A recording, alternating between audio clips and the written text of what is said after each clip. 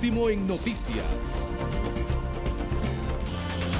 Como siempre es un placer saludarles a través del noticiero hoy mismo, a través de TSI. Les saludamos este día miércoles 13 de mayo. Como siempre, usted debe de estar pendiente de nuestras noticias porque el noticiero se desarrolla en el transcurso de esta noche. Bienvenidos. Y de bienvenidos iniciamos con don Jimmy Ponce porque hay determinaciones que se toman aquí en el mercado del artesano y el productor cerca del Estadio Nacional. ¿Por qué esta nueva determinación, Jimmy? Muy buenas noches. Buenas noches, Francisco. Buenas noches de los televidentes. Hay varios motivos. La idea es que nuestro productor tenga 2 días para poder venir a exponer sus productos, obviamente haciendo grupos rotativos, no pasándose de los 120 vendedores que tenemos ya diseñado lo que es la Feria del Agricultor. También darle la oportunidad a un dígito más, un día más. ¿Cuál va a ser la nueva modalidad? Ahora vamos a vender a partir de finales de la próxima semana. Vamos a vender lunes y martes un solo grupo y jueves y viernes otro grupo. Repito, la idea es de que más capitalinos puedan tener la oportunidad de llegar hasta este lugar de compras a adquirir sus productos frescos y de mejor calidad. Esta determinación se toma por el SINAJER debido a las medidas de seguridad, de bioseguridad que se han visto y se han hecho reales en el mercado. Es correcto, nosotros somos muy respetuosos de la ley. Ellos nos permitieron trabajar lunes, miércoles y viernes con todas las medidas de bioseguridad que hemos implementado. Hoy, para cambiar la modalidad, igual hicimos nuevamente la solicitud a SINAJER, fue aprobada por todos los ministros, la policía está anuente de poder apoyarnos, también la policía militar, la policía municipal. Es decir, aquí es un equipo bastante amplio, por eso es que ha dado resultado de la forma sincronizada que hemos trabajado. Finalizo este contacto consultándole, don Jimmy, para que nuestros televidentes del noticiero hoy mismo lo sepan. Un día más para beneficiar a compradores y a vendedores y respetando el número final de dígito de tarjeta de identidad. Es correcto, Francisco. Lunes y martes, descansamos el miércoles, regresamos jueves y viernes. Obviamente diferentes vendedores y la idea es esa, favorecer tanto al vendedor, favorecer al productor, pero también favorecer a un dígito más, aumentando un día más de venta. Gracias, don Jimmy Ponce, con esta muy buena noticia que ustedes, los compradores, lo van a saber muy bien y van a beneficiarse también. Directamente desde la capital de la República, en el noticiero hoy mismo, vamos hacia la ciudad de las Colinas Danlí, donde se encuentra también la Piedra de Apahuís. Kenia Cáceres, buenas noches contigo. Gracias, Francisco. Pues les saludamos donde tenemos también el acueducto de los Arcos y otras joyas arquitectónicas como es la Piedra de Apahuís también, que es una joya natural. Comenzamos con las noticias y déjeme decirle que la Comisión de Veeduría Social ha presentado ya el informe final de lo que fue la primera entrega de Honduras Solidaria correspondiente al municipio de Danlí, donde ellos dan fe que los 14 millones destinados para 28.160 raciones de alimentos fueron utilizados en la forma correcta en la compra de los alimentos y la distribución a la población. Vamos a escuchar a Kenia Cerón de la Comisión de Veeduría Social. Podemos dar fe, ¿verdad?, como comisión veedora que el manejo de los fondos fue manejado, pues, valga la reiteración de la palabra, con transparencia, debido a que las compras fueron muy buenas, se hizo aquí en lo local y gracias a ello tuvimos un buen ahorro, que de las 28.136 raciones que venían destinadas para este municipio, se hicieron 4.800 más raciones, ¿verdad? Entonces, gracias a ello pudimos llegar a muchas más familias. Es así que se espera que con la segunda entrega de Honduras Solidarias van a continuar llevando esos alimentos a aquellas familias o comunidades que no fueron beneficiadas, rotando las mismas. Ahora trasladamos micrófonos hasta el Progreso con nuestro compañero Javier Castillo.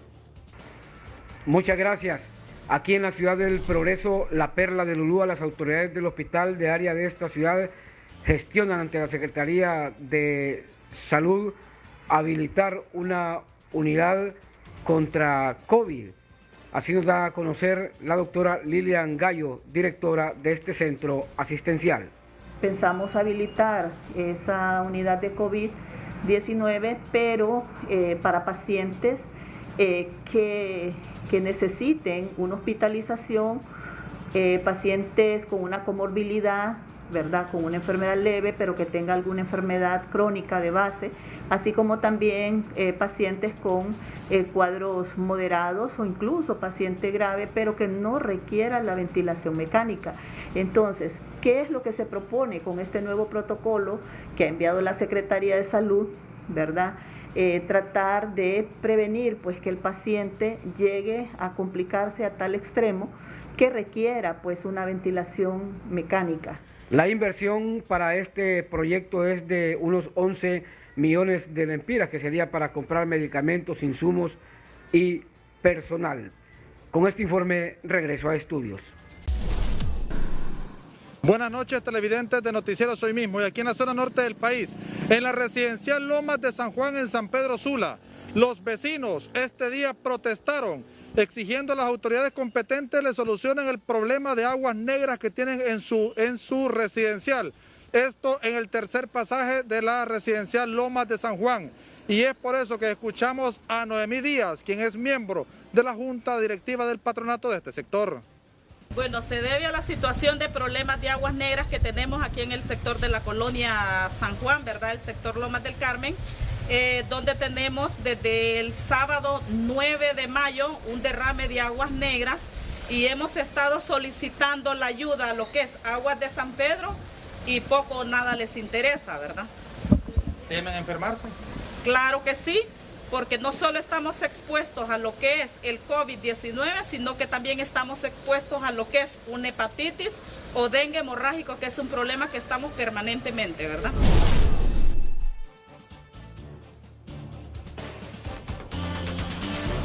Palabras de Noemí Díaz, quien es miembro de la Junta Directiva del Patronato del sector de la residencial Lomas de San Juan en San Pedro Sula.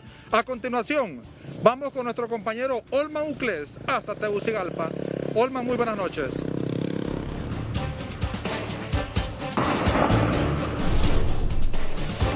Gracias, buenas noches. Jason Maldonado desde la zona norte del país y en Noticieros Hoy Mismo, dándole seguimiento a las demandas de nuestra gente. Esta tarde, hace instantes, vecinos de la colonia San Buenaventura de Comayagüela se han tomado ambos carriles del anillo periférico en exigencia de alimentos porque están pasando momentos difíciles. Escuchemos a los protagonistas. En este momento estamos aquí en la colonia San Buenaventura, ¿verdad? En una marcha pacífica. Tenemos el presidente del patronato, está la persona de Junta de Agua. Aquí no se viene a buscar suburbios ni relajo. Aquí simplemente se anda buscando alimentos. No crean, mire, yo en este momento dejé a mi niña tierna para venirme aquí expuesta a gases, a insultos, a todo esto, buscando el beneficio de los demás, ¿verdad? Para que nosotros podamos comer. Estamos hablando de cuántas familias que necesitan alimentos. Aquí hay como más de 1000 familias, hay aquí. La verdad las cosas, la denuncia de nosotros es que queremos que las guías familiares se sepan organizar, ¿verdad? Que no sectaricen los lugares porque solo en un solo lugar entregan. No es justo que solo entreguen en los mismos lugares, tienen que entregar a los demás. Todos tenemos derecho a una bolsita que nos llegue a casa por casa. Es la demanda puntual que hacían los pobladores de esta colonia San Buenaventura, y es que de acuerdo a la justificación de la protesta, porque se trató de una protesta pacífica, hace 3 semanas fueron a un sector de esta colonia a dejar alimentos, pero dejaron a la mayoría a la deriva, y es por eso que hoy se vieron obligados a salir a las calles. Pero la información continúa en Noticieros Hoy Mismo, esta vez desde la novia de Honduras, La Ceiba.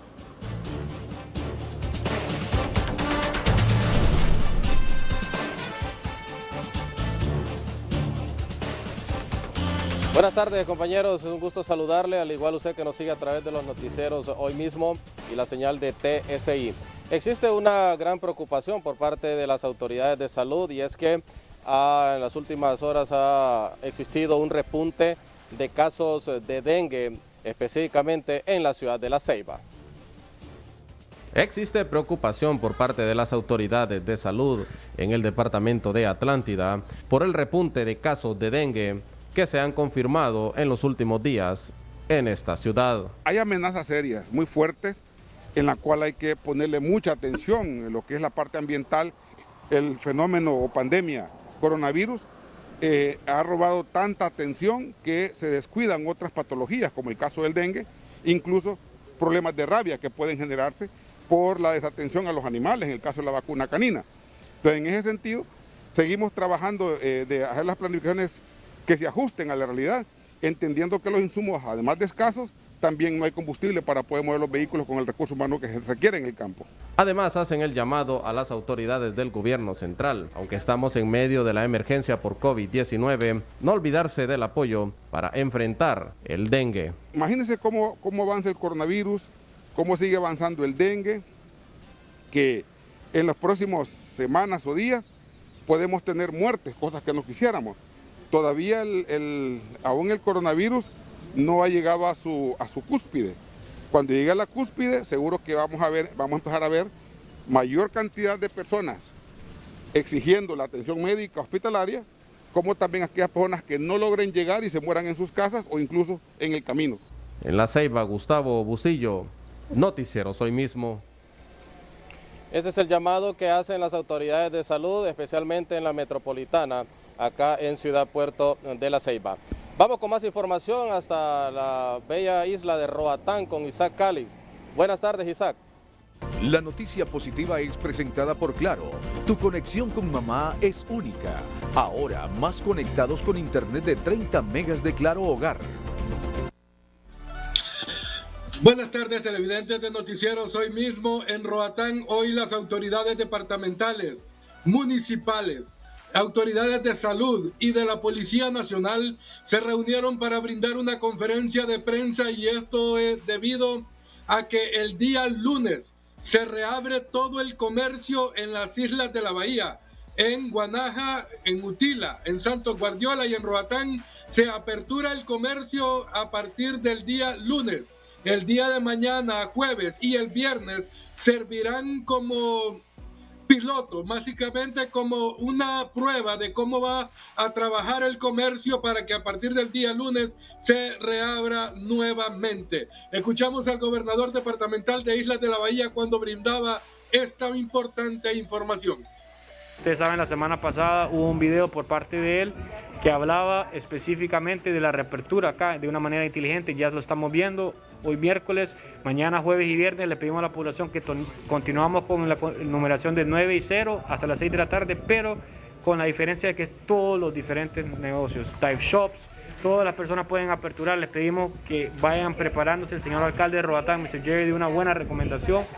Vayan preparándose con bioseguridad, vayan a estar seguros de que su comercio lo tiene establecido y poco a poco listos para la otra semana, que ya el 18 de mayo, que el lunes, vamos a tener otro comunicado ya hablando menos limitaciones. Esto es paso a paso a llegar a la normalidad. ¿Sábado y domingo cerrado? Cerrado, sábado y domingo cerrado.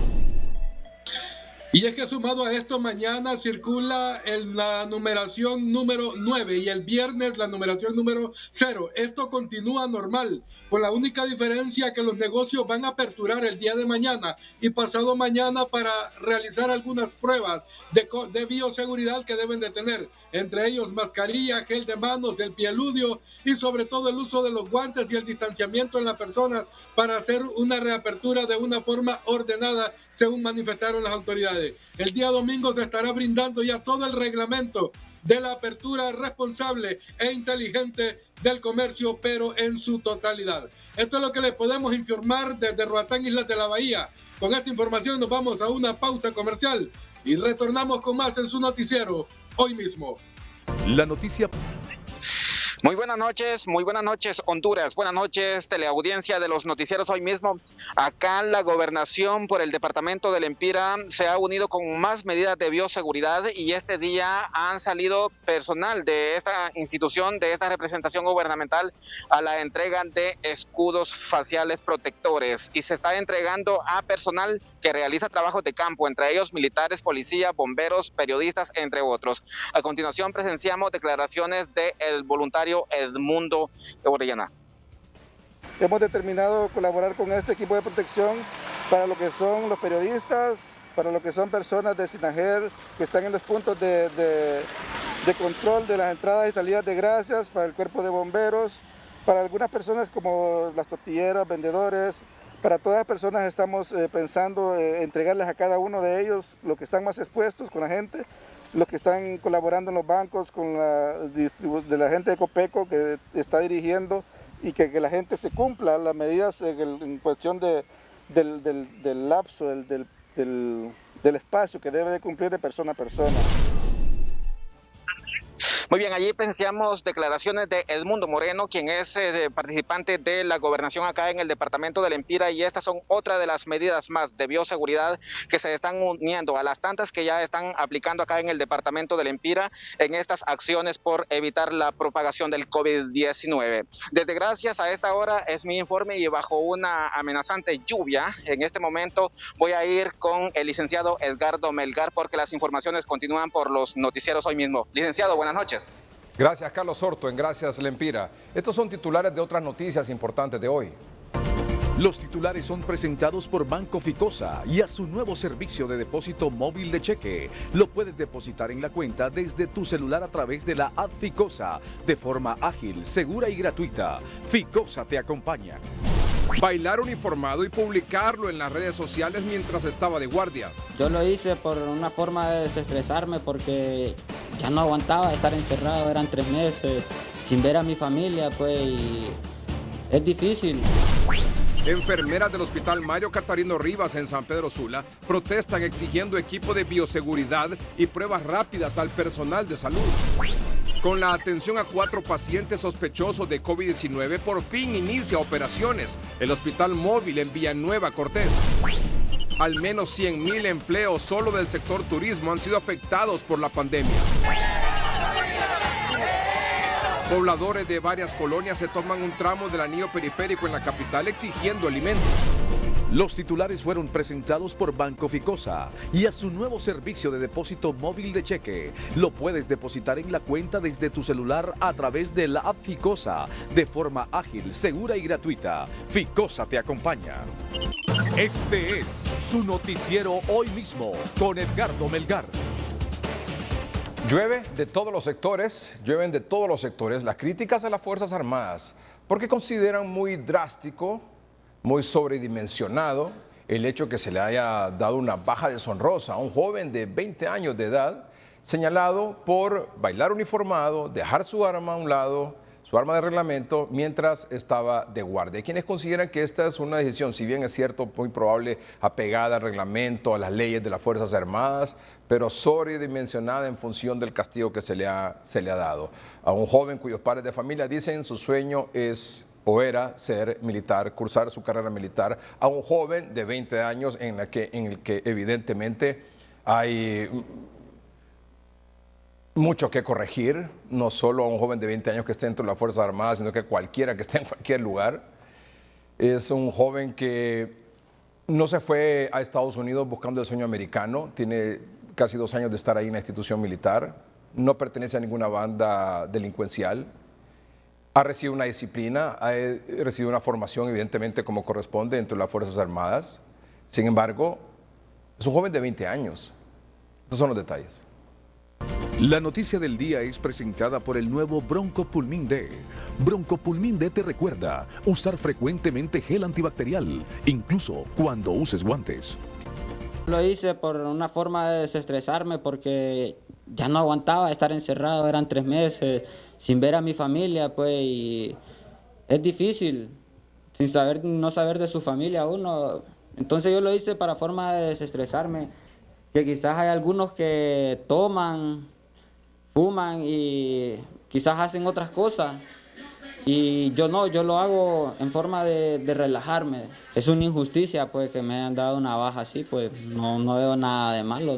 Claro, se cerró una, miles abrieron, pues gracias a Dios. Decían que no iba a trabajar, pues ya se me abrieron varias oportunidades y vamos a seguir luchando por la familia y por mi esposa y por mi hija que tengo. Tengo 2 hermanos y mis 2 padres son 4, conmigo son 5. Más mi esposa son 6, más mi hija somos 7 de la familia, cual yo voy a luchar por ellos. Sus padres, residentes en Soroguara, aseguran que es injusta la medida. Fíjese que le voy a decir la mera verdad. Esto no es de admirarlo. Este es el país donde estamos viviendo. Sí, este es el país que estamos viviendo. La justicia de país que estamos viviendo no es de admirarlo, que a lo bueno se le dice malo y a lo malo se le dice bueno. No, hombre, yo para mí eso no era para que mi hijo me lo votaran así, discriminadamente, 2 años completamente, 2 años que perdió, no digamos que los perdió, ¿va? Porque de algo le ha servido, porque si de algo le pasó esto, a él le va a servir. Entonces, ¿qué voy a hacer? No es fácil, para mí como padre no es fácil, porque es mi hijo, pues. Si cuando él entró al batallón y yo lo fui a dejar, yo lo fui emocionadamente y me sembré un buen concepto. Yo fui militar y yo tenía un buen concepto del ejército, pero en el ejército aquel que teníamos antes. Ahora no, hombre, ahora no. Algo en realidad ridículo que lo hayan corrido, le hayan dado baja deshonrosa por un baile que a él le gusta mucho. En realidad que me siento triste por la situación que se está pasando en el país, pero Dios siempre provee, humildemente, pero siempre nos provee comidita acá. Las Fuerzas Armadas de Honduras aseguran que no van a permitir la indisciplina y el irrespeto a la institución. Ella, aparte de que estaba con uniforme, se encontraba en servicio, abandonó servicio, se quitó el fusil para hacer el video, deshonró el uniforme militar y no es posible. Nosotros somos una institución seria que nos basamos en códigos de ética, valores, disciplina, reglamentos, donde dice cuándo podemos hacer uso del uniforme y cómo. Este muchacho, evidentemente, pues, mucha gente alega que el estrés, que por la pandemia, el servicio, no, si todos tenemos lo mismo, pero sí, ¿no? Fue dado de baja deshonrosa. Esto es algo irreversible.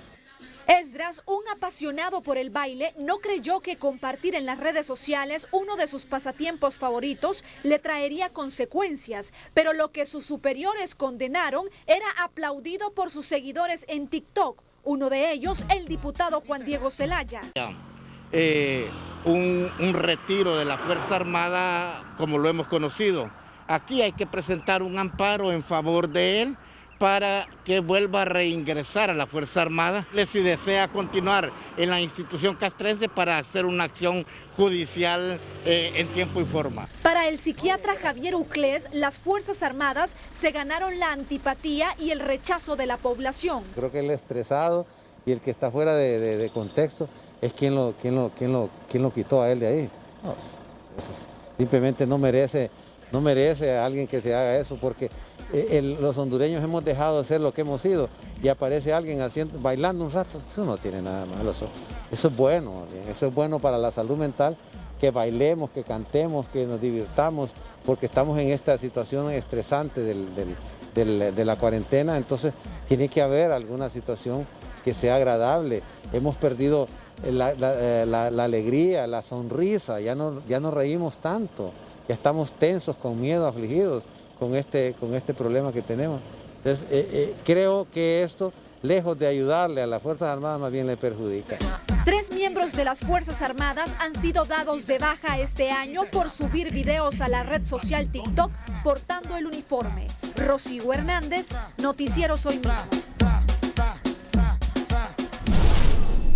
El ex jefe de las Fuerzas Armadas, Romeo Vázquez Velázquez, dijo: ellos, igual que el personal médico, son héroes. Los militares han estado encerrados sin ver a sus familias, trabajando duro para llevar alimento a los hogares hondureños.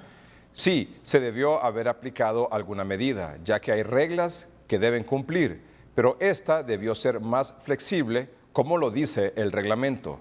Una baja deshonrosa, eso algo exagerado e injusto. La noticia del día fue presentada por el nuevo Broncopulmin D. Broncopulmin D te recomienda evitar tocarte la cara, especialmente los ojos, la nariz y la boca. Con la atención de 4 pacientes sospechosos de COVID-19, autoridades de salud han iniciado hoy el funcionamiento del hospital móvil en Villanueva Cortés. Estos son los detalles.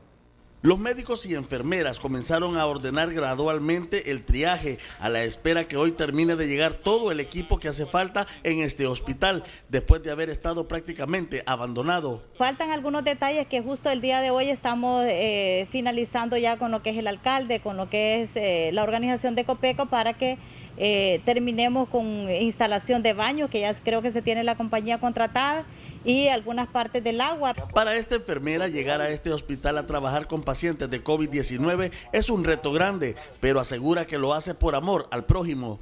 Tengo mi abuela, que es de la tercera edad, con 80 años de edad, y es súper difícil para mí saber que no la voy a ver por mucho tiempo, ¿verdad? Pues para poder preservar su salud. Después de casi 2 meses de esperar, Villanueva ya cuenta con este triaje que estuvo abandonado hasta que esto fue advertido por los noticieros hoy mismo. El mayor atraso que tuvimos fue que Copeco se quedó sin su administrador. Este hospital móvil fue puesto en función hoy sin terminarlo por la necesidad que demanda la población de Villanueva, donde también atenderán pacientes por COVID-19 procedentes de los municipios de Potreríos, San Manuel y Pimienta en el departamento de Cortés. José Luis Herrera, Noticiero Soy Mismo.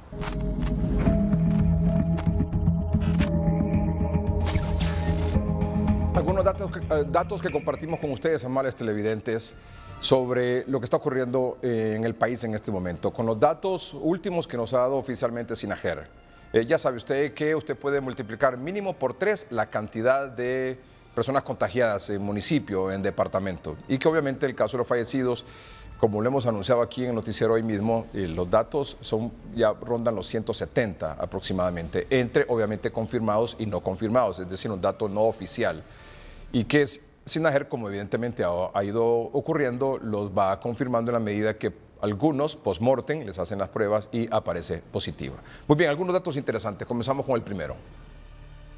Estos son los 10 municipios con más casos de COVID en el país. San Pedro Sula con 1027, luego el Distrito Central 337, Villanueva 131, Choloma 81, El Progreso 49, La Lima 43, Puerto Cortés con 43, La Ceiba 33 casos, Pimienta 30 y San Manuel 30. Los municipios con más casos COVID del país. Vamos ahora con el Distrito Central. Atención, ¿cuáles son las 10 colonias con más casos? La colonia Las Torres tiene 25 casos. Atención, el Distrito Central. Colonia Las Torres, 25 casos, La Rosa 23, la 1 de diciembre 13, la Torocagua 11, la Villanueva 11, Abraham Lincoln 10, Los Pinos 7, Barrio Villadela tiene 6 casos, José Simón Ascona tiene 6 y la colonia Campo Cielo tiene 6 casos.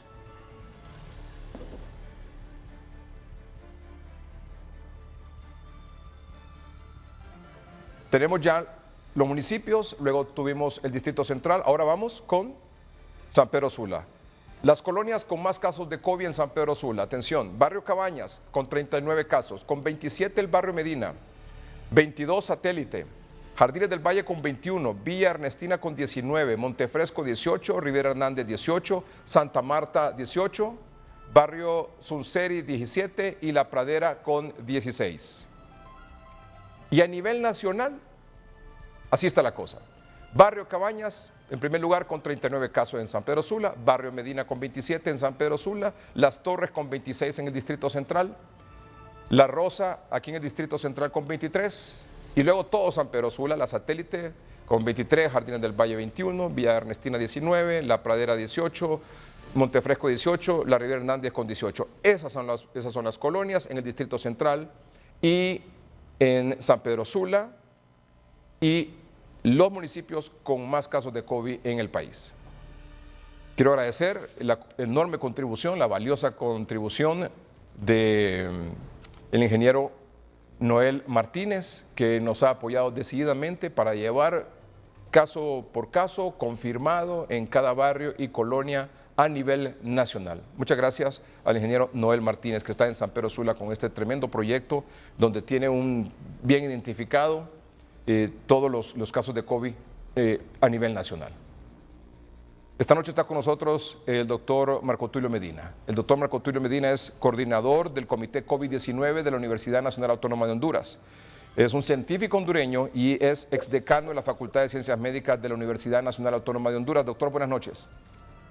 Muy buenas noches, Edgardo. Estamos muy contentos de estar con usted para hablar sobre este aspecto que conlleva una enorme y trascendental importancia para nuestro país. Hace aproximadamente, creo que la última conversación que tuvimos fue hace 3 semanas y necesitaba tener esta conversación con usted por varios temas que quisiera compartir y que quisiera obviamente su opinión. Tenemos 15 minutos para esta entrevista. La primera pregunta es, ¿esto va para largo, doctor? Bueno, en primer lugar hay que ver cuál ha sido el análisis hecho en otras partes del mundo y particularmente por los investigadores de la Universidad de Harvard, el doctor Kistler, y asimismo el análisis de la Organización Mundial de la Salud. De acuerdo con ello, el problema del COVID-19 se prolongará no menos de 18 meses a 2 años, en el cual tendremos recaídas, como decimos, tendremos nuevos picos en los cuales tendremos que ir conviviendo con el problema. De 18 meses a 2 años. Ese es por lo bajo, por lo mínimo. Efectivamente, de acuerdo con Kistler y colaboradores en un análisis realizado por este grupo de la Universidad de Harvard, hay varios factores que va a determinar la prolongación. En primer lugar, cuántas personas alrededor del mundo estarán infectadas. Igualmente ocurrirá aquí en Honduras. Asimismo, tendrá que ver con el tema de la temperatura y de las estaciones.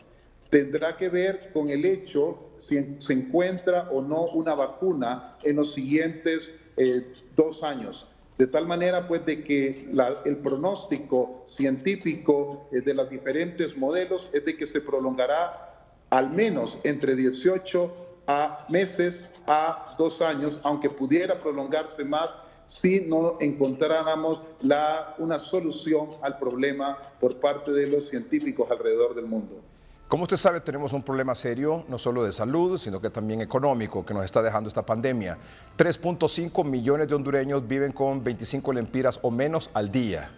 3.5 millones de hondureños viven con 25 lempiras al día o menos. Esa es una cantidad enorme de personas y es una presión económica y social enorme también. Razón por la cual, además de las micro, pequeñas, medianas, grandes empresas, se ha solicitado ir poco a poco. Hay una frase que ya está un poco trillada, pero dice abrir de manera inteligente la economía del país. ¿Qué opina usted sobre eso? Hemos tenido en la universidad una reunión con diferentes sectores de la Facultad de Ciencias Económicas, la Facultad de Ciencias Sociales y la Facultad de Ciencias Médicas.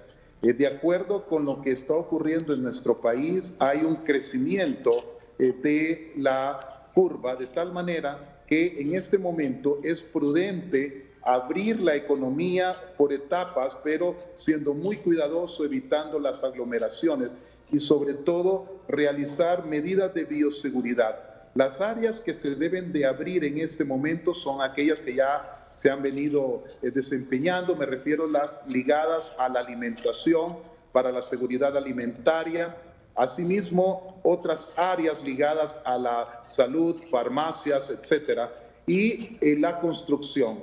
Las medidas de bioseguridad son cruciales porque de esta manera se puede garantizar de que no tendremos un regreso y un rebrote.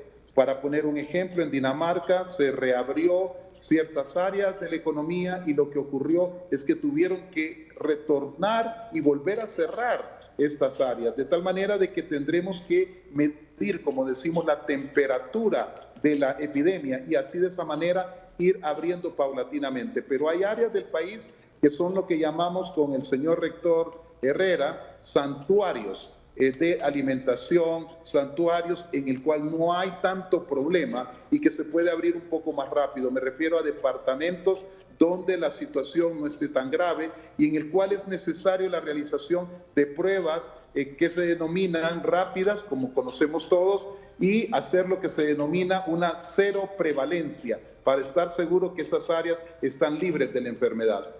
Doctor, ¿considera también oportuno, necesario? Es algo que nosotros hemos estado sugiriendo, proponiendo, recomendando, urgiendo, a que se defina un protocolo de medicamentos a seguir en una primera etapa, una primera fase, cuando hay algún síntoma de sospecha de COVID-19, luego cuando hay un paciente confirmado pero asintomático y luego cuando ya hay algunas complicaciones. He escuchado planteamientos por acá, hemos escuchado planteamientos por allá, pero creo que es importante ya en las actuales circunstancias tener definido lo más pronto posible ese protocolo. Sé que quizás no es fácil porque se han ido descubriendo poco a poco nuevos medicamentos, unos que sí funcionan, otros que no funcionan, otros que probablemente pueden generar un efecto secundario no deseado y que puede ser fatal para un paciente. Pero sí creo que es oportuno tener esto definido tan pronto como sea posible. Sí, es correcto tener protocolos para el manejo de los pacientes. Un protocolo nos ayuda a seguir una línea de tratamiento, cuidar de que no hayan riesgos, que no vayan a haber complicaciones. En el caso de medicamentos, sobre todo a nivel de atención primaria, la Universidad de Oxford acaba de establecer un proyecto que yo creo que como concepto lo podríamos manejar en Honduras. Se llama el proyecto Principio. Consiste en realizar un ensayo clínico masivo y en el cual se provee de medicamentos que son potencialmente beneficiosos, pero manteniendo un código de ética, pidiéndole a las personas un consentimiento informado y asimismo vigilando si no hay efectos secundarios. Para poner un ejemplo, la hidroxicloroquina es un medicamento que la agencia de Estados Unidos, FDA, el 30 de abril, planteó de que podía dar efectos cardiotóxicos. Pero si se va a aplicar este medicamento a ese nivel, se tendría entonces que hacer un electrocardiograma y una revisión cuidadosa a los pacientes que se le administre por el riesgo que la FDA ha planteado. Hemos estado valorando esto con Sir Salvador Moncada y casualmente en ese sentido deberíamos de ir, porque además de tener un personal médico apropiado, educar a la población, porque no se puede automedicar, eso sería un riesgo enorme. De tal manera de que sí estoy de acuerdo con usted en realizar protocolos, pero que estos estuvieran bajo un contexto de vigilancia cuidadosa. Y al no contar con una vigilancia cuidadosa, estricta, permanente, ¿cree usted que en una fase temprana, con pacientes probablemente asintomáticos o con síntomas leves, asintomáticos confirmados o síntomas leves, ¿no sería mejor suprimir la hidroxicloroquina? Bueno, mire, el problema que ahorita estamos enfrentando, y eso lo ha señalado el día de hoy varios artículos en Estados Unidos, y particularmente el último artículo del JAMA, en el que en el mes de mayo, particularmente el 11 de mayo, resalta de que el medicamento no fue efectivo en un estudio en la ciudad de Nueva York y otro previamente publicado en el New England Journal of Medicine, todavía nos da algunos signos de interrogación si la hidroxicloroquina es efectiva como planteó inicialmente el doctor Raúl. Pero creo que hay que darle el beneficio de la duda. Entonces, hay que darlo, pero mediante un protocolo, es decir, mediante un cuidadoso chequeo de que todo se está cumpliendo y que no vamos a hacerle ningún daño al paciente y que le vamos a dar más bien un beneficio. Eso es lo que yo propondría. Sí, porque es una cuestión muy, diría, quizás como arriesgada, doctor, darle ese seguimiento permanente a un paciente, cuidadoso, diario, para confirmar que no tiene un efecto secundario, porque se muere un paciente, doctor, por una reacción a la hidroxicloroquina, el culpable va a ser el médico que se lo indicó. Mire, en Inglaterra, este estudio de Oxford han desplazado 500 médicos. Yo creo que aquí en Honduras tenemos la capacidad de contratar a ese número enorme de médicos que están desempleados y poderle dar un seguimiento a la población. Yo creo que los recursos humanos los tenemos y podemos dar ese seguimiento. Bajo esa condición ya estamos hablando de otra cosa, que me lleve a otro planteamiento. Usted decía, tenemos que estar haciendo un abordaje masivo con este protocolo, con este tratamiento, con este combo de medicamentos. y al mismo tiempo dice tiene que ser supervisado, pero tiene que ser otorgado también, por supuesto, por un médico, por personal especializado. Yo, lo conversábamos hoy con usted, doctor Medina, es como cuando vamos a las elecciones generales. Usted recuerda, doctor Medina, que 10 días antes comienzan a salir aquel montón de camiones de las Fuerzas Armadas y de vehículos tipo Paila del gobierno, de todas las instituciones se ponen a disposición en ese momento del Tribunal Supremo Electoral, y salen con cajas enormes con todo el material electoral, y en ese material electoral van las mesas, van la tinta, van los votos, va todo el material que se necesita en una mesa electoral receptora, y se distribuyen a nivel nacional en los 298 municipios del país.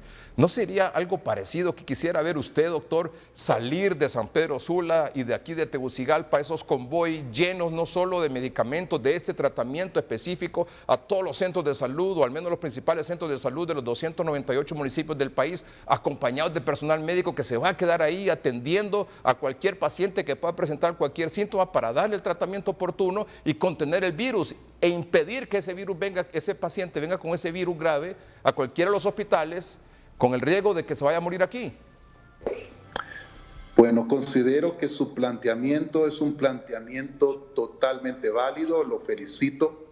Yo estoy convencido de la atención de salud a nivel primario, es decir, el llegar a la comunidad, ir a la comunidad. Establecimos un proyecto mientras yo era decano de la Facultad de Ciencias Médicas. No me lo diga, creo que me acuerdo, es en Colina, Santa Bárbara.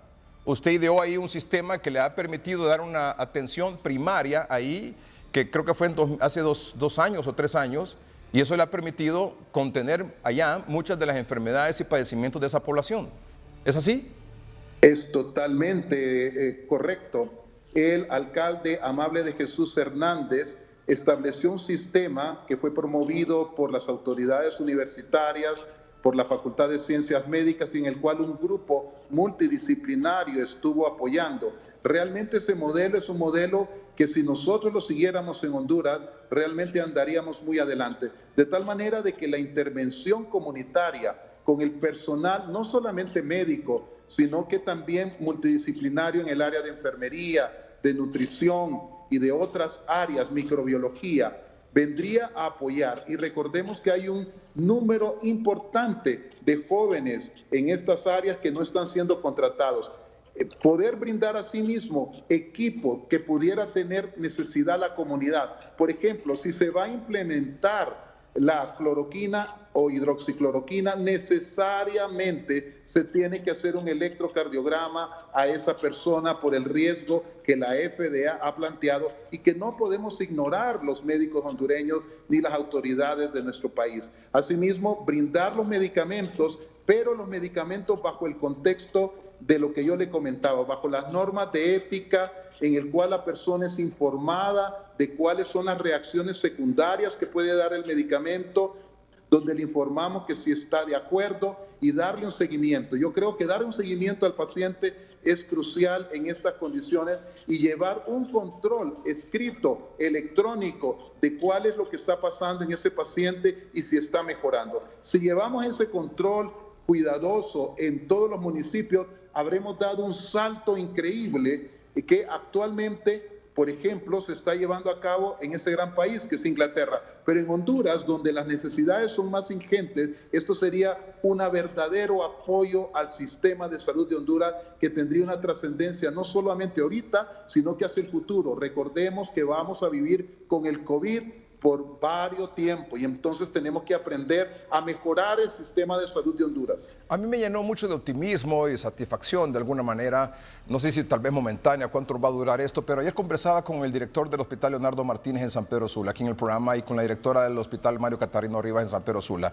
La cantidad de fallecidos ha disminuido y también de personas en unidades de cuidados intensivos. Ojalá que eso se pudiera mantener de esa manera, no sé por cuánto tiempo, pero hay mucha responsabilidad tanto de la población en atender las medidas como también del gobierno en contener el virus a través de este esfuerzo comunitario en el interior del país. Si esto se lograra mantener así, ¿qué haría usted, por ejemplo, con los hospitales móviles? Se compraron 7, 80 millones de dólares, 2.000 millones de lempiras.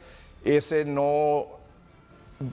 presupuesto no basta para echarlos a andar, para que funcionen. Conversaba con alguien que tiene que saber por qué, me decía que son aproximadamente 100 millones de lempiras para que funcionen esos hospitales, por todo lo que implica ponerlos a funcionar. Ya vio usted lo que ocurrió, por ejemplo, en el hospital móvil de Villanueva Cortés, y que son unas salas, nada más un par de salas pequeñas, no comparado con lo que supuestamente viene. ¿Usted, bajo estas condiciones, en este momento, desempacaría esos hospitales o ese dinero para echarlo a andar lo utilizaría usted para comprar medicamentos, para contratar personal y distribuirlos al interior del país? Totalmente creo que Honduras debe de invertir primero en la prioridad más importante, que es la atención primaria de salud.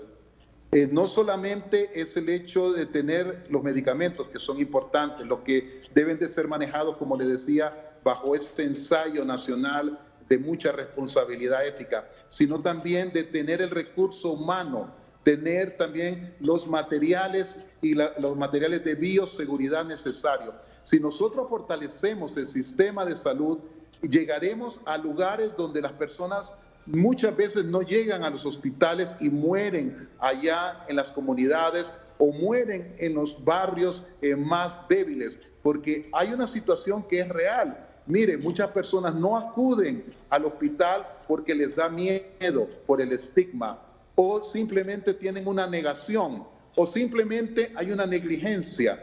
En Suecia o en otros países, y no vayamos tan lejos, Costa Rica, que tiene un sistema de salud muy fortalecido a nivel primario, yo invertiría más ahí y sí, en el caso de los hospitales lo dejaría como una reserva donde hubiera una total desbordamiento de la situación. Pero yo también estoy de acuerdo con lo que usted plantea. A Dios gracias, la curva se ha aplanado y los sitios centinelas que se refieren, los hospitales, las unidades de cuidados intensivos, a Dios gracias no se han saturado. Entonces tenemos que ir a la comunidad.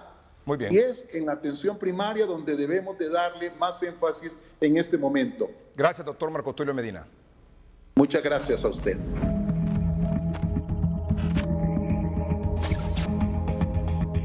Ya nos confirmaron 2.255 casos hasta hoy de COVID-19, mínimo por 3.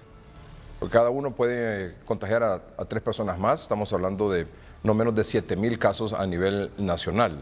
Y ya poco a poco, evidentemente, SINAGER, con los datos que les proporcionan, los resultados que les proporcionan las pruebas PCR, ya nos está confirmando 123 personas fallecidas. Importante también a destacar, como lo sugerimos desde un inicio, el dato de recuperados, 237, lo cual habla muy bien de la atención que se está dando. 175 casos confirmados hoy, la mayoría en Cortés. Don Federico Álvarez es expresidente del Banco Centroamericano de Integración Económica. Don Federico, ¿cómo ve la situación? Pues mire, yo lo que veo es la curva, a pesar de lo que se ha hecho, está todavía en la etapa de ascenso. Todavía hay un déficit de pruebas a realizarse diariamente, hay todavía mal equipamiento de los hospitales y en esta situación vamos a reabrir la economía y yo entiendo por qué, entiendo que algunos sectores es necesario reabrirlos para dar empleo y aliviar, digamos, la carga humanitaria. Pero desde luego nos estamos corriendo un riesgo muy grande. Como usted pudo ver ayer, Fauci le recomendaba al presidente Trump que tuviera más cautela y eso que ya la curva en Estados Unidos va en descenso.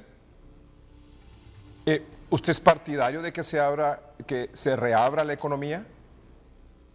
Yo soy partidario de que sean los especialistas en salud los que los guíen en estas decisiones. Y soy partidario de que se haga de que la mayor cantidad de dinero del Estado vaya en este momento a brindar ayuda humanitaria a las personas que tienen que estar confinadas para quitarles la ansiedad y la necesidad de tener que salir a trabajar. Eso es para mí lo más urgente.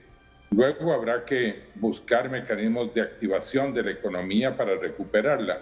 Pero en este momento que la curva está en ascenso, creo que son los especialistas en medicina los que nos tienen que decir qué es lo que debemos hacer y qué no. Desde luego hay sectores que tienen la posibilidad de generar un derrame económico mayor y hay sectores que al mismo tiempo permiten un distanciamiento social y medidas de bioseguridad más, digamos, más eficientes, quizá el sector de la construcción. Pero de nuevo digo, tienen que ser los especialistas en salud los que nos guíen en esto. ¿De qué manera está golpeando esto, por ejemplo, la pequeña, mediana empresa, que entiendo que ha sido una de sus principales preocupaciones, don Federico? La pequeña y mediana empresa no tiene hoy día ningún alivio para su situación y esta es la empresa que corre mayor riesgo de desaparecer. La empresa grande, de alguna manera, y la multinacional no digamos, de alguna manera cuando tenga la oportunidad de reabrir sus puertas de producción, pues va a encontrar la manera de reiniciar. Los bancos lo van a apoyar, porque son los clientes buenos de la economía, etcétera. Pero el pequeño y el mediano en realidad no tiene quien por ellos y ese es el que más va a sufrir. El riesgo más grande que corremos como país, en mi opinión, es que desaparezca la clase media y que esto se convierta en un país de gente muy rica y de gente muy pobre y de que crezca la pobreza. Entonces creo que tienen que haber medidas financieras para apoyar la clase media conforme se vaya abriendo. Casi un 35% de la población en Honduras, don Federico, vive en extrema pobreza. Le decía, con menos de 25 lempiras al día. Estamos hablando probablemente de casi 3.5, casi 4 millones de hondureños. Es una cifra muy alta. Me está hablando que vamos a tener más pobres después de todo esto. Es una cifra muy alta y desafortunadamente podemos llegar a tener más pobres después de esto. Recuerde que según el International Labour Organization, 72.9% de la población activa de Honduras vive de la economía informal. Y ese de la economía informal es el que sale a trabajar para vivir. Y ese no tiene ninguna garantía, digamos, de protección laboral, sino que vive de lo que hace día a día. En pobreza, en un país pobre, la mayoría de esos, como decimos coloquialmente, se la rebusca todos los días. Entonces, esa población es tremendamente vulnerable al confinamiento y es tremendamente vulnerable a una reapertura que pueda generar mayor cantidad de contagios y de muertes, ¿no es cierto? Don Federico, estoy seguro que mucho más que la mayoría de nosotros, usted ha prestado mucha atención a las medidas que en tema económico y para salvar un poco también el tema de empleos y que no se pierda la pequeña y la mediana empresa en el país ha anunciado el gobierno. De ese análisis, de esa revisión que usted ha hecho, de esas medidas que se nos han anunciado, ¿qué conclusión ha llegado? Hay dos cosas importantes en esto. La primera de ellas es de que no se está dando un alivio a la deuda existente. Entonces, una pequeña empresa que ya tiene deuda y que la tiene, pues es cierto, ahorita está gozando de un periodo, digamos, de moratoria, donde no tiene que pagar esa deuda, pero tan pronto le sea posible reabrir, va a tener que hacerle frente a una obligación y la cuota de su préstamo va a haber sido fijada en base a los ingresos que tenía antes del COVID. Si reinicia su actividad y no alcanza esos mismos niveles de venta, no va a poder pagar la cuota. Y me pregunto yo, la ayuda que se ha ofrecido es de endeudarse más, es ponerle más dinero enfrente. Y es cierto, es posible que lo necesite, pero si no se resuelve el problema de la deuda ya vieja, no va a poder salir adelante. Por eso es que yo creo que lo más importante es refinanciar esa deuda vieja a largo plazo y yo he sugerido que sea mediante unas líneas de redescuento, de manera que esa deuda le dé un alivio a la pequeña y mediana empresa para poder reiniciar. Con la carga, digamos, el día que reabre, tiene que pagar la luz eléctrica, tiene que volver a comprar insumos para trabajar, tiene que pagar la deuda vieja, se le va a hacer imposible. Se le va a hacer imposible. Y acuérdese de otra cosa, y con esto termino.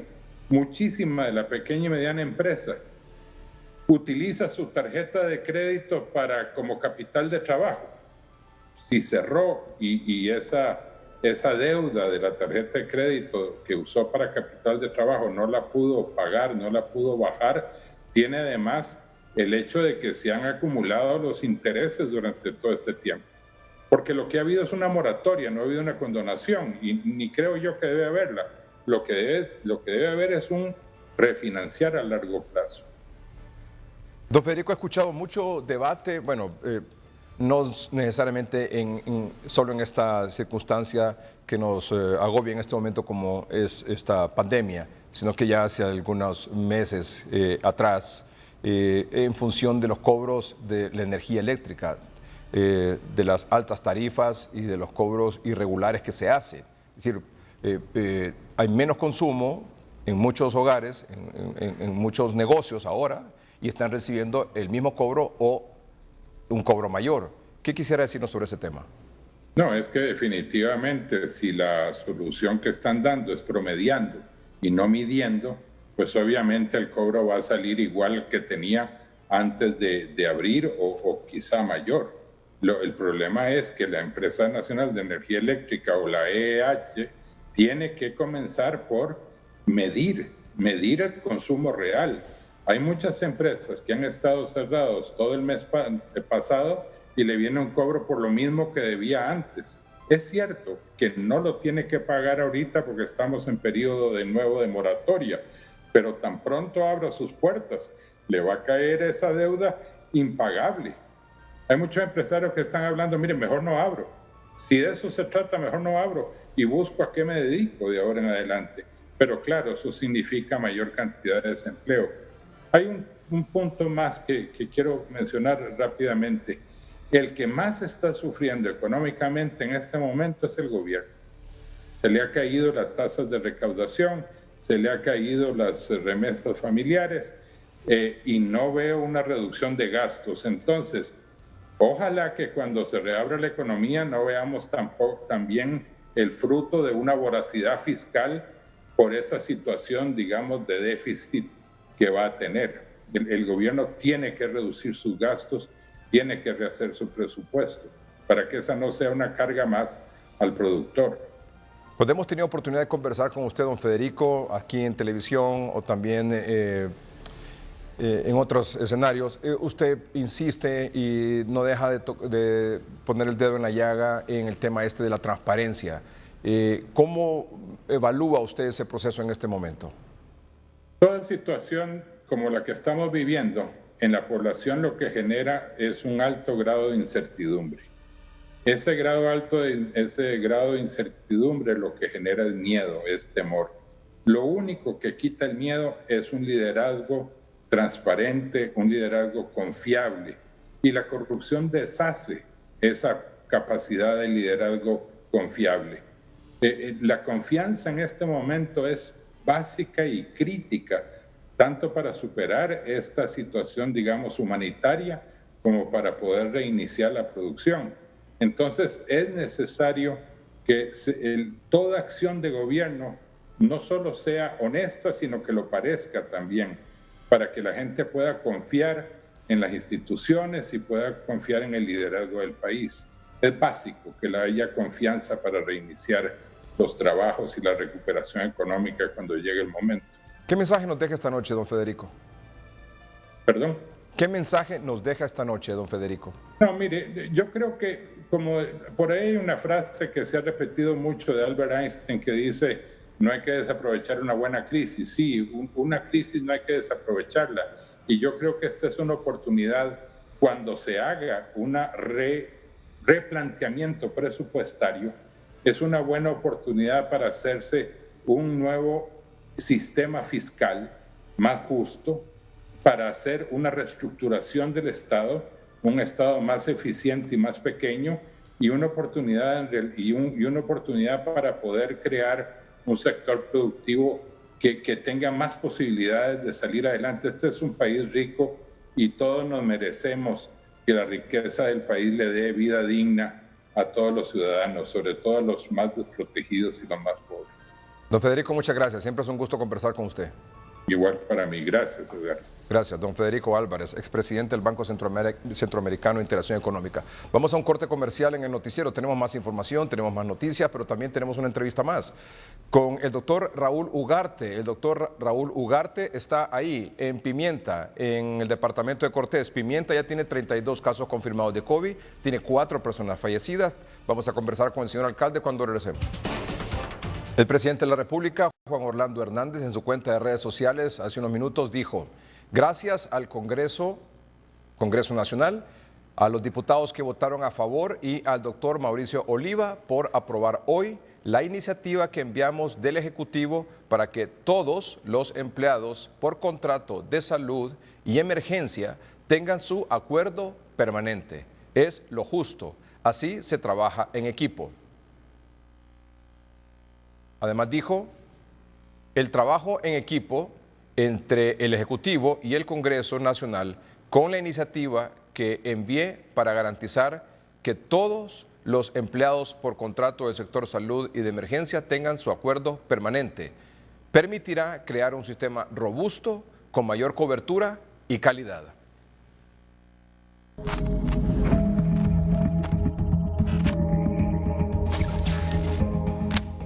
Doctor Raúl Ugarte es alcalde de Pimienta, municipio del departamento de Cortés. 32 casos confirmados de COVID-19, 4 muertos. Doctor, ¿cómo está? Muy buenas noches. Buenas noches, doctor. Muy buenas noches, Edgardo Melgar. Muy buenas noches, Honduras. Muy buenas noches, Pimienta. Es un placer y la oportunidad que me brinda. ¿Cómo está, doctor? Muy bien, gracias a Dios, todavía vivo. En estos tiempos hay que decir eso. Gracias a Dios todavía libre del virus. Muy bien. ¿Está preocupado por su población? Tiene 32 casos ahí. Probablemente tenga más y que no han sido confirmados.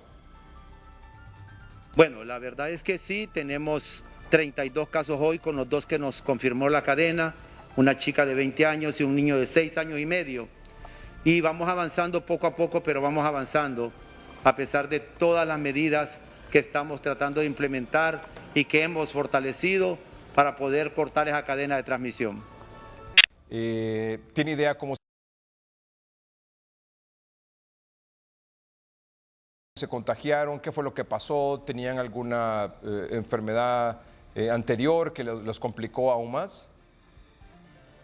Sí, la verdad es que todas las personas, las 4 personas que han fallecido, son personas que tenían alguna complicación agregada, para el caso de una cardiopatía, una enfermedad pulmonar obstructiva crónica, una insuficiencia renal, y esas son cosas que predisponen. Per se el virus como tal entra, infecta y hace alguna sintomatología, pero generalmente fallecen cuando tienen una patología severa agregada. ¿Nos podría hacer algún comentario en relación si hay algo que le llame la atención en relación a estos 32 casos? No sé si tal vez por edades, hay muchos jóvenes que se estén infectando ahí en Pimienta. ¿Hay algo que quisiera compartir con nuestros amables televidentes en relación a ese tema?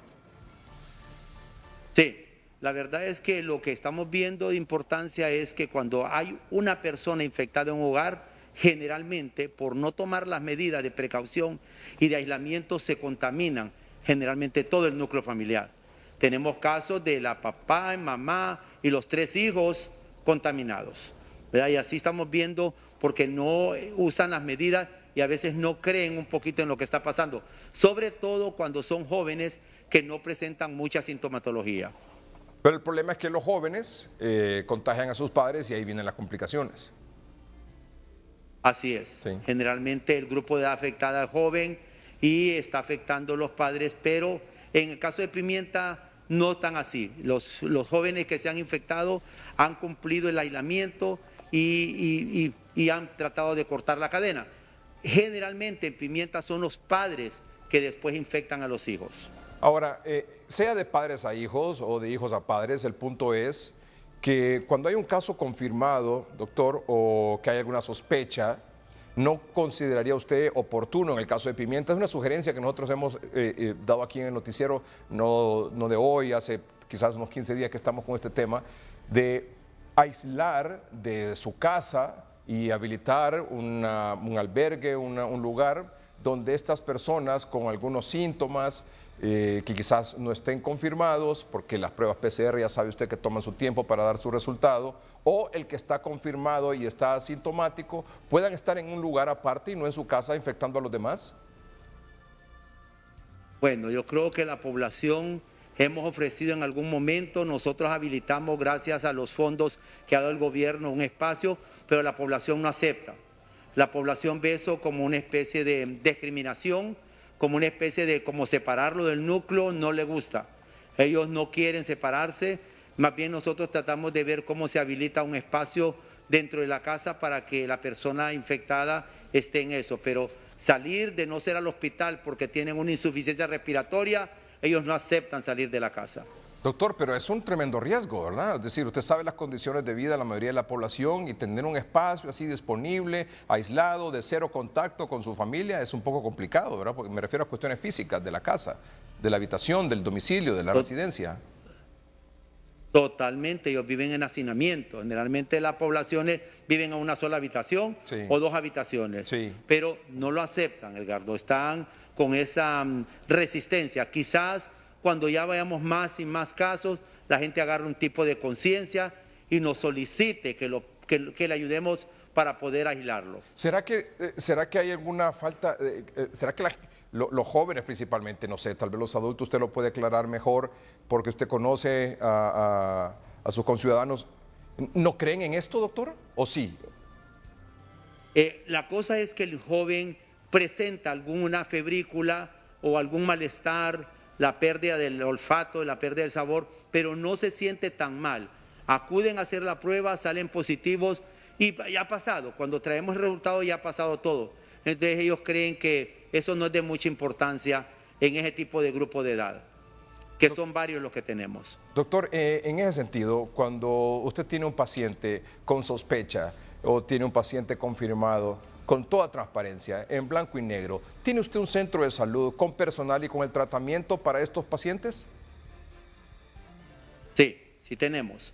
La verdad es que nosotros, independientemente de que nos va a proveer la Departamental de Salud a través de la Secretaría, el medicamento ya llegó a la Departamental y solo falta completar con 2 fármacos que nos hacen falta. Pero el medicamento está completo una vez que nos lo doten. El centro de salud está dotado para poder hacer cualquier solicitud o para cualquier respuesta inmediata. Quizás el espacio físico no es tan adecuado, pero la dotación del personal, la atención del personal y los medicamentos sí lo tenemos. O sea, ¿usted tiene personal médico para atender casos con COVID-19? Exactamente, la Secretaría, todos los municipios nos ha contratado cualquier cantidad de médicos y de personal especializado para dar respuesta, como microbiólogos, como licenciadas, y tenemos, en el caso de Pimienta, tiene a 2, 3 médicos directamente en atención directa de COVID. Muy bien, pero esa es una parte nada más, porque con médicos pero sin medicamentos estamos a medias. Me dice que del cuadro, del protocolo más o menos establecido, que son más o menos como 4, la citromicina, el zinc, el microdacin, la ivermectina. ¿Tiene esas 4? La ivermectina y el microdacin es lo que nos falta, pero está exactamente en proceso de compra. Para poder dar la citromicina la tenemos, el acetaminofén y el zinc lo tenemos, solamente faltan los demás, que la ivermectina es para las gárgaras, así que eso no es decir, tan vital, pero se va a completar en estos días, Edgardo. Recuerde que eso hasta ahorita lo implementó la Secretaría como a todo paciente sospechoso hay que tratarlo. Sí, claro, por supuesto, eso no es desde ahorita, eso tiene que ser desde el principio, hace 2 meses atrás. Cualquier sospechoso tiene que ser pero no estábamos preparados con el fármaco. No esperar los resultados, porque usted como médico sabe que usted atiende y por el diagnóstico clínico usted receta, no tiene que esperar el resultado de la prueba. Porque las pruebas no curan. No, las pruebas. La gente tiene que saber eso, la clínica, los médicos tenemos que retomar lo que hacíamos antes, con el diagnóstico clínico. Los médicos necesitamos hasta tomografías, etcétera, etcétera. En este caso de la emergencia, la clínica es importante. El ojo clínico del médico con experiencia es vital para eso. Y es lo que estamos haciendo. Así es. Pero la población quiere ver resultado de un examen, porque de repente no está creyendo. Claro. ¿Cuánto tiempo le toma que le entreguen un resultado? Bueno, promedio ahora ha mejorado. El departamento de Cortés con el laboratorio regional ha mejorado, pero estaba tardando tal vez hasta 9, 10 días. Sí. Ahora ha mejorado a 48 horas. ¿48 horas? O sea, ¿se lo toman hoy y se lo dan el viernes? Nos están dando, si nos toma hoy, si nosotros presionamos, porque algunos casos necesitamos para poder intervenir con prematurez, sí lo dan el viernes. Sí. Pero imagínese que presiona usted y cuántos otros alcaldes no están presionando también, ¿verdad? Por resultados. Sí, totalmente. Lo que pasa es que la ventaja de uno es que es de la salud, es un médico y tiene más conexiones, hablando así, con todas las personas para que me agilicen. Pobre de los alcaldes que no son médicos porque no saben ni los mecanismos para corregir. Pero están tratando, Edgardo. El gobierno está haciendo esfuerzos sobrehumanos y hay que apoyarlo y hay que sentirse parte, porque este es un problema de hondureños. Claro, la cosa es que los esfuerzos tienen que ser correctamente orientados, ese es el punto. Sí. ¿Verdad? Correctamente orientados bajo una estrategia, un liderazgo en salud, porque usted sabe que ahí en salud unos disparan por un lado, otros por otro lado, no hay un liderazgo sólido, no hay una cabeza que dirige esta cuestión con una estrategia clara, una estrategia agresiva para enfrentar este tema. Y por eso es que aquí en el noticiero queremos contribuir de esa manera. Para quienes no lo toman de esa forma, hay quienes creen que se trata de cuestionar por cuestionar, no, aquí se procura hacer una crítica cuando hay que hacerla de manera constructiva y con propuestas, que es lo más importante. Esa es su característica, y estoy totalmente de acuerdo. Y yo creo que Cortés ha mejorado con la asignación por parte de la ministra y del presidente, del viceministro, el doctor Cosenza, con la directora regional de aquí del departamental de Cortés, ha mejorado. Sí. Al inicio estábamos un poco locos, un poco que no sabíamos ni qué hacer. Sí. Ahora estamos un poquito más encaminados y yo creo que estamos dirigiendo la cosa un poquito mejor. Qué bueno que así sea. Sí, de hecho ayer tuve oportunidad de conversar con los directores de hospitales en el norte del país y me parece que la cosa está un poco más ordenada. Pero fíjese cómo está el asunto. Así es. Que en los hospitales en el Leonardo, la aprehensión, la necesidad, la urgencia del medicamento, ahí en municipios como Pimienta, como Potrerillos, como todos los que están ahí en Cortés, que son los que mayor caso están presentando, que han tenido, como la demanda quizás ha bajado un poco en función de la gravedad de los pacientes que llegan a los hospitales. Entonces han tenido que sacar un poco del medicamento de los hospitales, sin desabastecerlos, por supuesto, para entregarlos a los municipios como el suyo, por ejemplo, doctor, porque ahí la atención primaria es la más importante en este momento. Y a partir de ahora, en realidad. En este caso es vital. Así es. Para poder trasladar al hospital solo lo de suma emergencia. Así es. Y que no tengan la necesidad de llegar al hospital, doctor. Usted mejor que yo lo sabe. Así es. Ese es el objetivo, la atención primaria. Estamos tratando. Así es. La atención primaria en salud es la clave para poder identificar oportunamente y actuar oportunamente y evitar el riesgo grande y evitar la muerte, que es lo que más se necesita. Así es, y tener que llegar ahí en masa los pacientes a los hospitales, que es cuando ya colapsa el sistema. Eso es lo que tenemos que evitar. ¿Cómo se evita? Con el personal médico, con el tratamiento oportuno y completo en municipios como Pimienta y en todos los donde se presenten casos COVID. Así es, así es. Villanueva, Pimienta, Potrerío, San Manuel necesitan una buena atención. Claro. Doctor, una cosa más. ¿Le dieron transferencia a usted del gobierno para comprar ayuda de alimentos para su población? Sí, ya nos dieron la segunda transferencia de alimentos. En estos días comenzamos, pero hay que aclararle a la población que no es al 100% de la población lo que nos viene el dinero. Nos viene para un porcentaje, en el caso de Pimienta, 2.652 familias, cuando tenemos más de 3.500 familias. ¿Va a pedir más dinero entonces? No creo que haya. Y las arcas municipales están quebradas porque no hemos tenido ingresos. Vamos a tratar, lo peor de esto es que no se puede ni dividir la ración, porque el gobierno quiere que vaya la cantidad exacta que dice él, con la valoración exacta de la ración. ¿Y esas familias, 2.600 a las que se les ha entregado, son familias que usted clasificó y que son las familias que sí necesitan? En este momento, Edgardo, la situación ha cambiado. Aquel que tenía un poquito, porque todavía tenía reservas de la maquila, que ha sido despedido, ha sido suspendido, ya tiene 2 o 3 o 4 semanas sin trabajo. Así es. Entonces la posición nos pone más población. El gobierno debería analizar eso, nos pone más población en riesgo. O sea, la demanda es mayor de alimentos por las circunstancias que usted ha dicho. La mayor parte de la población de Pimienta creo que trabaja en maquila. Recuerde que es lo que dice un gobierno, una economía informal, lo que estamos haciendo en Pimienta y La Maquila, y la mayor parte de La Maquila se ha suspendido. Sí. Eso está preocupando enormemente al municipio. Señor alcalde, le agradezco lo que usted está haciendo por su pueblo, lo animo a que siga adelante. ¿Y qué mensaje quisiera dejarnos esta noche? No, que gracias, Melgar, personas como ustedes que estimulan y que tratan de que uno socialice su experiencia, son buenísimas en el país, y que sepa la población hondureña en general, que no creo que no hay un alcalde que no esté preocupado en este momento por la población que lo eligió, para darle una respuesta a esta población, viéndolo desde el punto de vista de hondureños, no de colores políticos, ni de raza, ni religión. Yo agradezco y pido comprensión a la población porque 24/7 estamos para servirle en esta problemática. ¿El centro de salud está abierto permanente ahí en Pimienta? No, el centro de salud tiene horario, pero tenemos un médico permanente en la clínica COVID, que nosotros le llamamos, para poder atender cualquier tipo de patología con toda la seguridad del caso. Muy bien, muchas gracias, doctor, muy amable, gracias.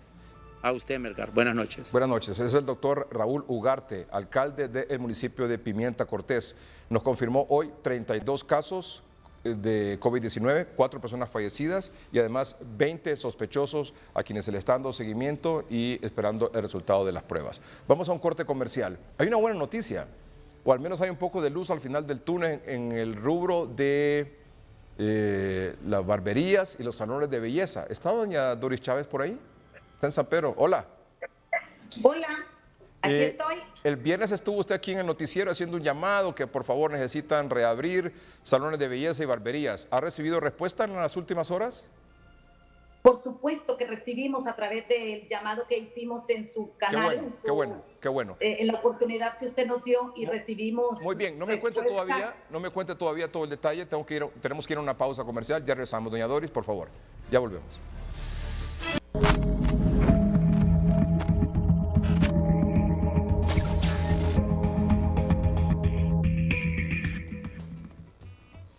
Doña Doris Chávez de Argueta, que es la presidenta de la Asociación de Salones de Belleza, en nombre de los salones de belleza y entiendo que también de las barberías, el viernes anterior estuvo aquí en el noticiero.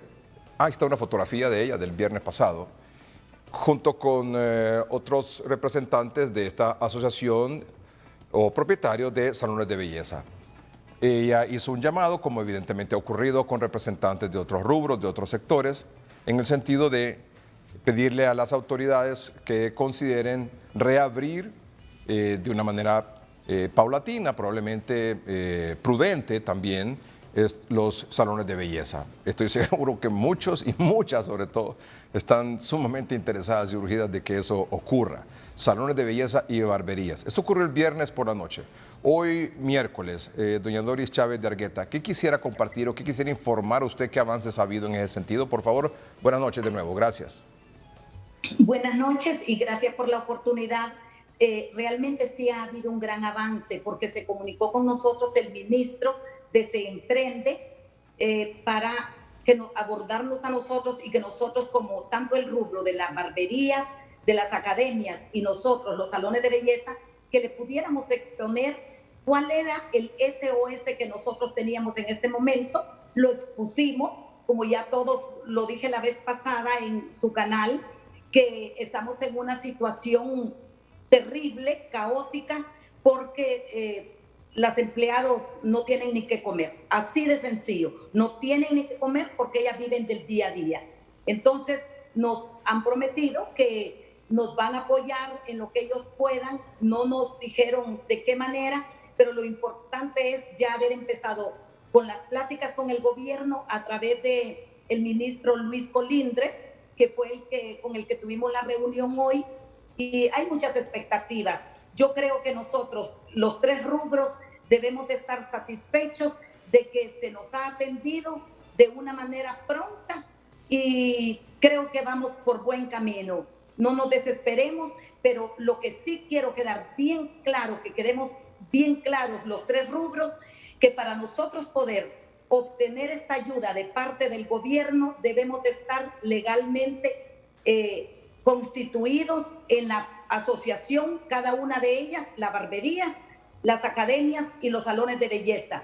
Allí, si ustedes me hacen el favor, lo pueden poner los correos de nosotros, las páginas nuestras, para que se inscriban, y hay una página del gobierno de Se Emprende para que también se puedan inscribir y así sea más fácil canalizar cualquier ayuda que tengamos del gobierno, tanto para los salones como lo es con créditos a largo plazo, fondos de intereses bajos, ayudas para nuestros empleados y sobre todo que podamos empezar a trabajar. Sabemos y entendemos que no lo podemos hacer de una manera como nosotros quisiéramos, rápido. Tenemos que ir paulatinamente, pero que nos den la oportunidad lo más pronto de empezar.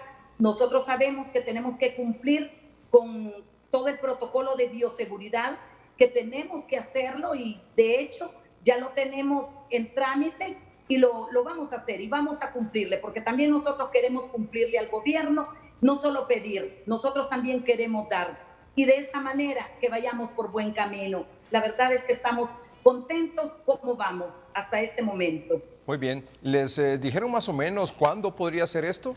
¿Reabrir? No, sinceramente no nos dieron fecha, porque lo primero que tenemos que hacer es inscribirnos para saber qué tantos salones hay en cada departamento, porque es para todo Honduras, cuántas barberías, cuántas academias, para que así lo podamos hacer paulatinamente y que no nos dejen por último, porque ese es el llamado nuestro para el gobierno. No nos dejen por último en reabrir nuestras empresas.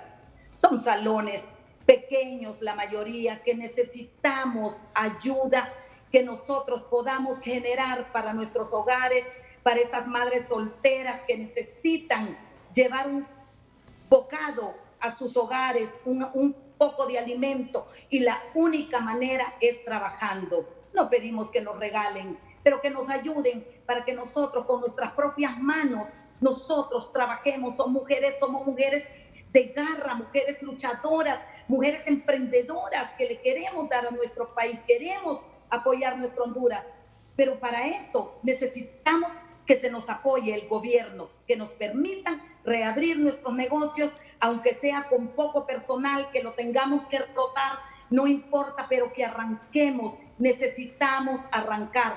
Vuelvo y repito, este es un SOS y es de la única manera que podemos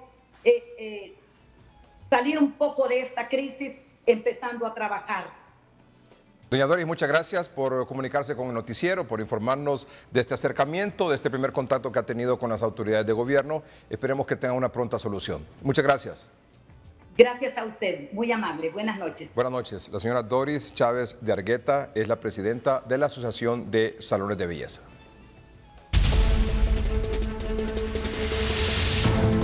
Dos personas hasta el momento desconocidos fueron encontrados muertos hoy dentro de costales en una zona remota de la colonia Buena Inversión en San Pedro Sula. Las autoridades forenses trasladaron los cuerpos de las víctimas a la morgue de esta ciudad.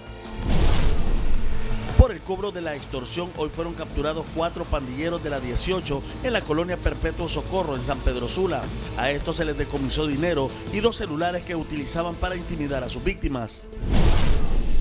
Las visitas por el personal médico de vivienda en barrios y colonias en San Pedro Sula para concienciar sobre el contagio de COVID-19 y realizando pruebas rápidas de esta enfermedad están dando los resultados esperados al detectar pacientes positivos y ponerlos en tratamiento, aseguraron hoy las autoridades de salud. El sistema de monitoreo en línea que la Secretaría de Salud piensa implementar para el combate del COVID-19 estaría entrando en función el mes de junio y de esta manera detectar de una manera más rápida las personas infectadas con el nuevo coronavirus. Hoy dio inicio la transferencia de los 135 millones de lempiras disponibles a 99 municipalidades en todo el país para la compra de alimentos y el abastecimiento del mismo a las comunidades que aún falta llevar las bolsas solidarias ante la falta de recursos que ha dejado esta pandemia del COVID-19. Exigiendo se les garantice su seguridad en la primera línea de lucha contra el COVID-19. Un grupo de enfermeras se manifestaron hoy en el lobby del Hospital Mario Catarino Rivas, exigiendo se les abastezca de equipo biomédico de mayor calidad y que a todo el personal médico se les realice las pruebas rápidas de esta enfermedad. José Luis Herrera, Noticieros Hoy Mismo. Ricardo García Ortiz es un hombre de 44 años que nació en Georgia, en Estados Unidos, pero que ha vivido toda su vida. Como se dijo al inicio del noticiero, este joven militar es militar ahora, ya tiene varias ofertas de trabajo, entiendo que ya se decidió por una y que comienza mañana. Esto es todo, buenas noches, que estén bien. Yo lo hice por una forma de desestresarme porque ya no aguantaba estar encerrado, eran 3 meses sin ver a mi familia, pues, y es difícil. Enfermeras del Hospital Mario Catarino Rivas en San Pedro Sula protestan exigiendo equipo de bioseguridad y pruebas rápidas al personal de salud. Con la atención a 4 pacientes sospechosos de COVID-19, por fin inicia operaciones el Hospital Móvil en Villanueva, Cortés. Al menos 100,000 empleos solo del sector turismo han sido afectados por la pandemia. Pobladores de varias colonias se toman un tramo del anillo periférico en la capital exigiendo alimentos. Y de última hora, con los 175 nuevos casos confirmados hoy, ya son 2.255 pacientes de COVID-19 en el país, 1.895 activos, 237 recuperados y 123 fallecidos. Congreso Nacional aprueba otorgar el acuerdo de permanencia laboral a médicos, personal sanitario, asistencial y de apoyo que actualmente laboran bajo la modalidad de contrato y que atienden a pacientes infectados por COVID-19. Este fue el resumen de noticias.